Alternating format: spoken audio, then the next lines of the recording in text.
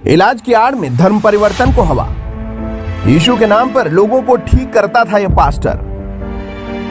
भोले भाले लोगों को गुमराह करके अपनी दुकान चलाता है यह पास्टर। नाला सोपारा की यह घटना जहां मध्यम वर्गीय लोग रहते हैं, ऐसे जगह पर यह पास्टर भोले भाले लोगों को बुलाकर उन्हें यीशु के नाम पर चमत्कार दिखाता था और लोगों का ब्रेन वॉश कर रहा था। वसई विरार क्षेत्र में ऐसी कई प्रार्थना सभाएं हैं जहां पर इस तरीके के कार्य किए जाने का अंदेशा है। इस विषय पर भी पुलिस को जांच करनी चाहिए। वसई विरार जैसे कुछ स्लम इलाकों में और पिछड़े इलाकों में ऐसे दुकानदार अपनी धर्म की दुकानें चला रहे हैं और उसके एवज में खुद पैसे कमा रहे हैं। इस मामले में शिकायतकर्ता राजेश पाल ने तुलिंग पुलिस स्टेशन में जाकर लिखित शिकायत दी, जिसके बाद पुलिस ने कार्रवाई करते हुए चमत्कारिक सेंटर बंद कराया है और आगे की जांच कर रही है। मुंबई से सटे वसई विरार शहर में इलाज के नाम पर यीशु के चमत्कार दिखाए जाने का एक मामला सामने आया है। आरोप है कि पास्टर चमत्कारी तेल और जादू के माध्यम से लोगों को और उनकी बीमारियों को, उनकी परेशानियों को ठीक करता था और कहता था कि ये सब यीशु के नाम पर ठीक हुआ है।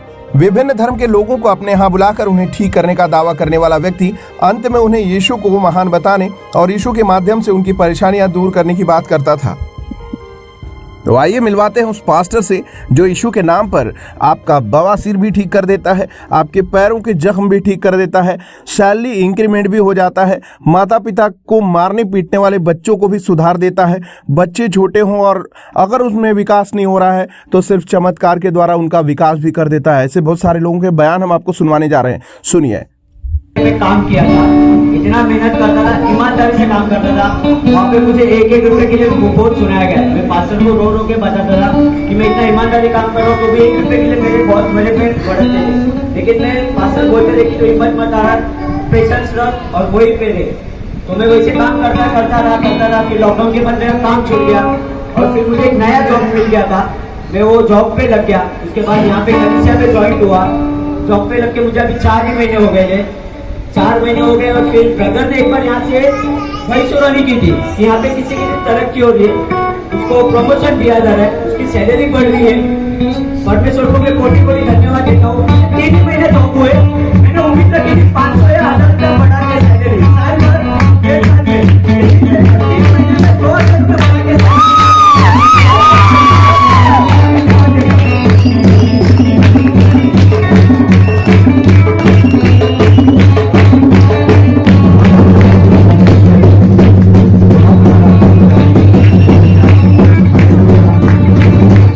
करती हूँ। जब से मैं इस चर्च में आई हूँ तब से मेरे घर में बहुत बदलाव हुआ है। मेरे लड़का लड़की भी जितना मारा मारी करते थे, इतना झगड़ा करते थे, जब से ब्रदर ने प्रार्थना किया तब से वो दोनों जन शांत हो गए। आदमी भी इतना झगड़ा लड़ाई भी करता था, ब्रदर ने प्रार्थना किए तो भी वो आदमी भी एकदम सही हो गया है। और मेरा भी जो बवासीर का तकलीफ था, हाथ पर घुटने में तकलीफ था, ब्रदर ने प्रार्थना की, प्रार्थना द्वारा परमेश्वर अपनी चलाई।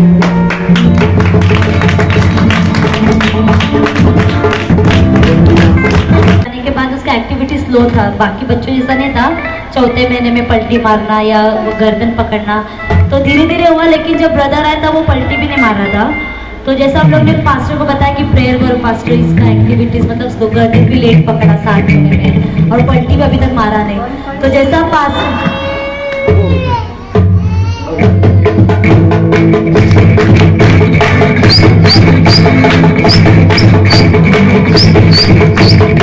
लोगों का एक प्रकार से वो लोगों को बोलता था हम धर्म परिवर्तन नहीं करें, लेकिन फिर भी वो लोगों को एक प्रकार से यीशु की पूजा कर रहा था और यीशु का नाम का प्रचार प्रसार कर रहा था।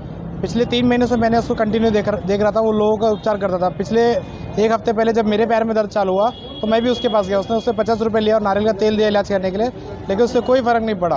तो उसके बाद में मैंने तुलिंग पुलिस स्टेशन में अपनी राइटिंग में एप्लीकेशन दी, तुलिंग पुलिस स्टेशन उसके ऊपर FIR लिया। ये किस तरह से धर्म परिवर्तन की बातें करता था, क्या करता था? ये लोगों को बोलता था कि हमें सिर्फ यीशु के ऊपर भरोसा रखना चाहिए, बाकी किसी के ऊपर भरोसा रख के कोई मतलब नहीं है, क्योंकि कोई हमारी समस्या का समाधान नहीं कर सकता। प्रभु यीशु ही है जो हमें इस धरती पे चलने का एक सही मात्र रास्ता दिखा सकते हैं। और वो पंजाब में अंकुर नेहरूला करके जो पास्टर है उसके अंडर में वो यहाँ पे पूरा कामकाज कर रहा था और हर महीने वो पंजाब जाता था। और इस बार 25 दिसंबर को उनका कोई बड़ा प्रोग्राम था विरार में, जिसके बारे में उसकी तैयारी चल रही थी। उसका व्हाट्सएप ग्रुप भी था। जैसे मैंने कंप्लेंट दिया, पुलिस ने उसको बुलाया, उसके बाद से उसने मुझे ग्रुप से ही बाहर निकाल दिया है। तुलिन पुलिस स्टेशन के अंडर में नगिनदास करके एक एरिया है, उसके अंदर में एक बोंदू बाबा अपना दुकान चला रहा था। उसमें जो है कुछ लोग जाते थे, जो कोई बीमार है, जिसका पैर दुख रहा है, पीठ दुख रहा है, ऐसे लोग वहाँ पर जाते थे और वहाँ पर वो उनको ऑयल लगाता था, ट्रीटमेंट वगैरह करता था।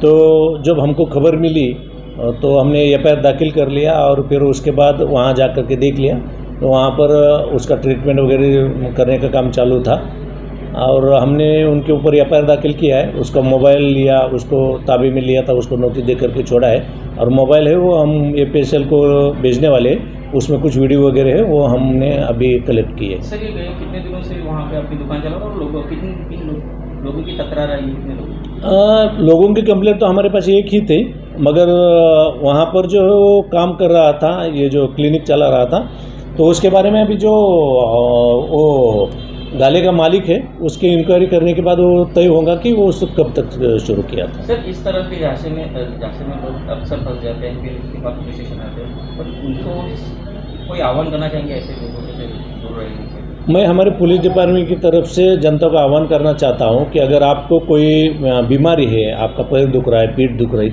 इसके लिए आपने डॉक्टर के पास जाना चाहिए और मेडिकल ट्रीटमेंट लेना चाहिए। ऐसे बोंदू बाबा के पास आकर के कोई उपचार वगैरह नहीं होता है, तो इस बात से जनता ने सभी ने सावधान रहना चाहिए।